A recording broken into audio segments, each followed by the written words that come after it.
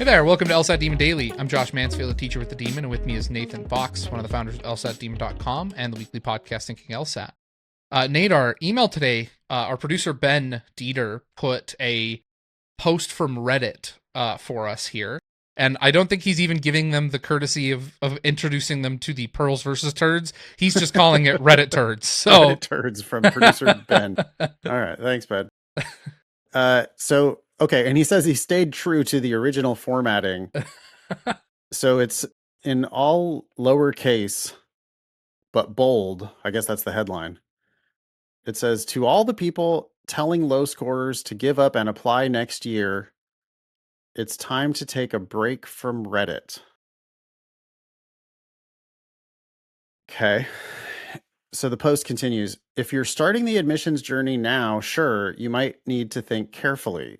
If you've never studied for the LSAT until yesterday, you might be at a disadvantage. But for the most part, most of us have studied for this dumb test for months. Yes, this cycle is heavy and competitive. But unless someone's paying you to pass judgment on their app materials, don't tell them it's pointless to even bother trying to apply at this point in the cycle. I don't know why you feel the need to be so incredibly harsh to people who are devoting their lives to getting admitted to law school, but you may need to head outside and touch some grass. Is this how Reddit is? Just people fighting with each other? Yeah, this is Reddit. For no reason? Because this is like, this seems like somebody just picking a fight. Like other people had said, other people are trying to give their opinion, and then this person's like, no, you don't give your opinions. I think that's right. I deleted Reddit a year ago, and it was the best decision I've ever made. It continues, to all us low scorers with apparently no chance this cycle, whatever you choose to do, whether it's winter spring test or trying again next cycle, don't let people on Reddit determine your fate. Totally. Yeah, I mean, I agree with that. Yeah. It's just funny that you're posting this on Reddit. It's like you're doing the exact thing that you're like complaining about, I guess. I mean, that's exactly what he's doing. It's so funny. We sent out an email after score release, and we encouraged our students to wait to apply, even if they in the November cycle or the November administration got their goal score. And that one also became a Reddit post that was deeply unpopular and polarizing. Okay. There's a lot of people whose attitude is very similar to this one, that you've done, and there's so many things that make me laugh about this, but the point is, oh, well, you deserve it, you've done the work, like, don't crush their dreams, go to law school.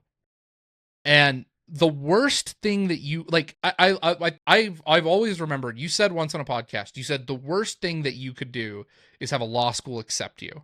And it was in reference to a student who had like a 150 applying to bottom ranked schools going at full price. And that people see getting into law school as like the end thing. Like if you make it to the law school, then you're good. The schools sell that dream. Yeah. Schools with a 150 median charging Harvard prices and letting people, be sucked into this, like, oh yeah, next thing you know, I'm going to be driving a Mercedes and fancy suit and be some big high-powered attorney, when the reality at schools like that is far different. Yeah. It's, and like, most of us have studied for this dumb test for months. Like, what a terrible, unlawyerly take there. Yeah. I studied for this quote unquote dumb test for years. Yeah. Because I was serious about what I want to do for law school. And here's the other thing that's so funny. Big law firms, and I think I might have mentioned this on another pod, big law firms are using a competency test that is logical reasoning, conditional logic, where, X happens on these days, then Y happens on these days, what could be true, what must be true, what isn't true, and like you have to evaluate all these different statements. It's literally just LSAT logical reasoning. Or like logic games even, it sounds like. They've been close. like, oh, LSAC got forced to, because of a misguided lawsuit, LSAC got forced to take the games out of the LSAT. And the firms are like, nah, let's have our own logic games. It's a lot more like the two variable LR questions. Okay, There's I usually see. only two of them, Uh-huh. but yeah, it's conditional logic that you're tested on the LSAT that is in recruiting now. Yeah. I the schools foster this artificial scarcity Mm-hmm. and this idea that getting in is a blessing. Mm-hmm. They make it sound like you've already won if you get into law school, and that's just so far from the truth. You can end up being one of the, there's like on average 17% of law students pay full price. If you squeak in, you're going to be one of the 17% that pays full price. Um, you don't get a discount if you wash out of law school. You don't get a refund. You don't get a discount or a refund if you struggle to pass the bar exam in your state. You don't get a discount or a refund if you struggle to find employment. You don't get a discount or a refund if you do find employment, but then wash out. And I think it's something like around half of people who go to ABA accredited law schools actually end up practicing law. So our philosophy is to try to create winners in this game. First, we have to show you the rules of the game, which involve everybody paying a different price. They're going to uniquely price it for you. And if Mm-hmm. you just squeak in, they're going to charge you the most they can get away with charging you. Then you're going to compete for grades against people who have higher LSAT, higher GPA than you do. And the outcome of those grade competitions is going to dictate the kinds of jobs and the kinds of salaries you're going to have down the road. So we're certainly not trying to crush anybody's dreams. We're trying to help you build your dreams by making sure that you're getting the best of it when you enter this game. Mm-hmm. In poker terms, we're trying to teach you about game selection. And one of the Yeah. biggest things you can do as a poker player is to play in the right games. So if you're just like itching to sit down, put your money down at the table, you're probably going to be sitting in a game that you shouldn't be sitting in. But if you're willing to like walk around the casino and look at the players and look at what's going on and be like savvy about how you enter the game, then you can end up playing in circumstances that are favorable to you. So that's all we're ever trying to do. We're not trying to soak people for more subscription money. I don't want you to keep studying for the LSAT forever. I would not be able to sleep at night if I thought that you were going to have worked with me and then think it was a good idea to go take $250,000 of debt for any law school, really, but especially for mediocre kinds of schools. If you're doing that at Stanford, okay. But if you're taking $250,000 of debt, even at a school like Wash U is a great example. If you're taking $250,000 of debt at Wash U while half the class is paying zero, Mm-hmm. I just think you're making an enormous mistake. Um, I the other thing I see a lot of is the attitude, well, every year you delay is a year that you delay a lawyer's salary. And so you need to go make that faster. And um the problem is that a lot of people who are paying full price are the ones who are not making six figures out of school.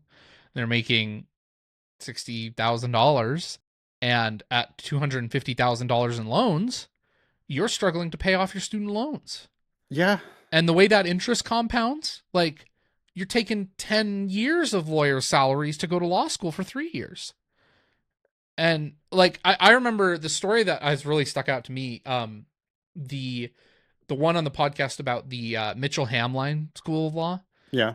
where the guy was talking to somebody and it turned out he was a graduated attorney, barred attorney from Mitchell Hamline working at the hardware store. Yeah. Selling bags of leveling sand at the Yeah. hardware store. I remember that. Yeah. Mitchell Hamline, $54,500 a year in tuition, not including Yeah. living expenses, not including books, not including anything else. And only about 60% of their graduates work as a lawyer when they graduate. Many admissions folk themselves are still paying back their own Mm-hmm. law school loans. Like they went to law school trying to be a lawyer, but they're not lawyers for whatever reason. And instead, they're working at some law school trying to sell somebody else a JD while also still repaying their own student loans. Um, I, for everybody who says, "Oh, you're delaying getting a lawyer salary by a year," I'm going to go with Josh's point.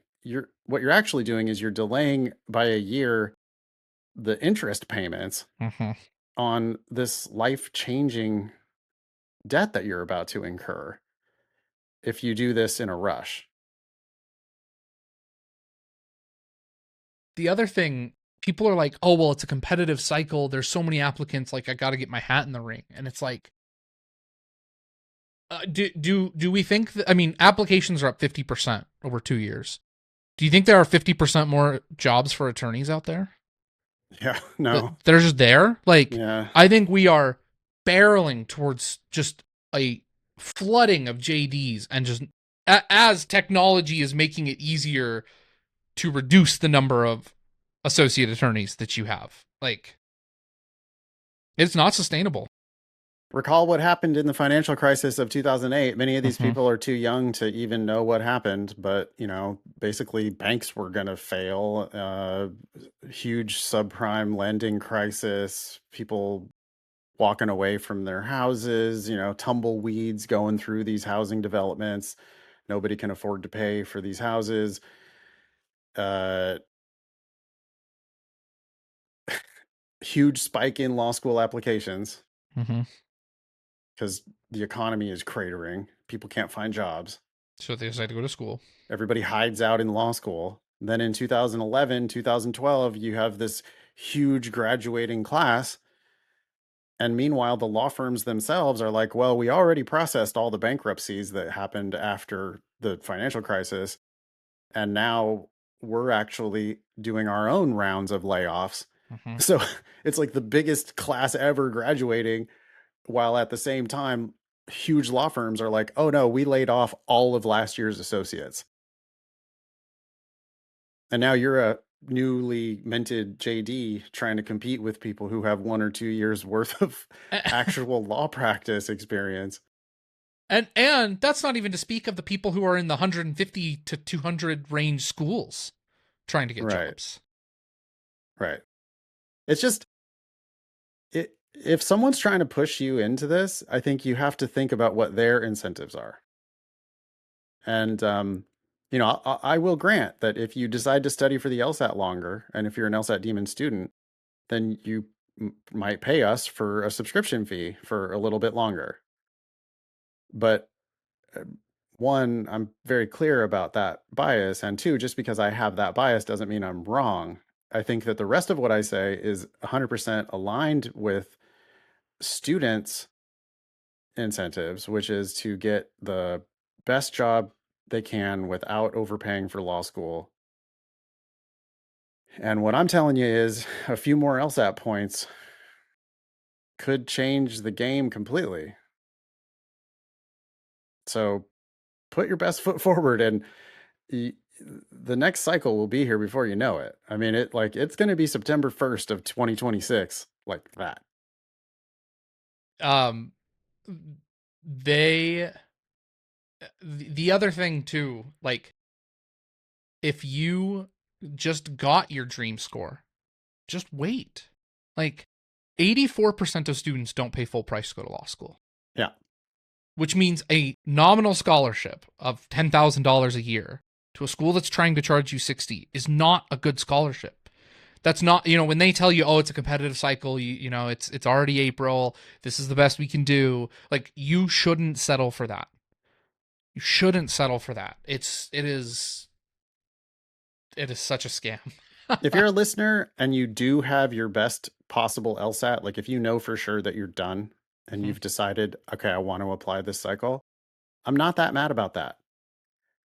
If your LSAT is truly behind you.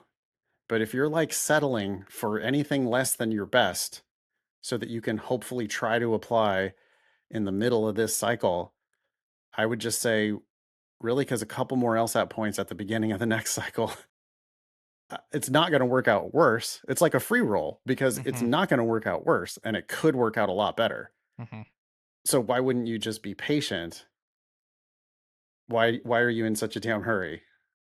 I also tell my students who want to apply this cycle, who have their best LSAT score, you need to sit down and write out what are you looking for? What would you say? Oh yeah, if I got this, this is a great offer. I would take it. Because so many students say, oh, I'm just going to wait and see what the offers look like.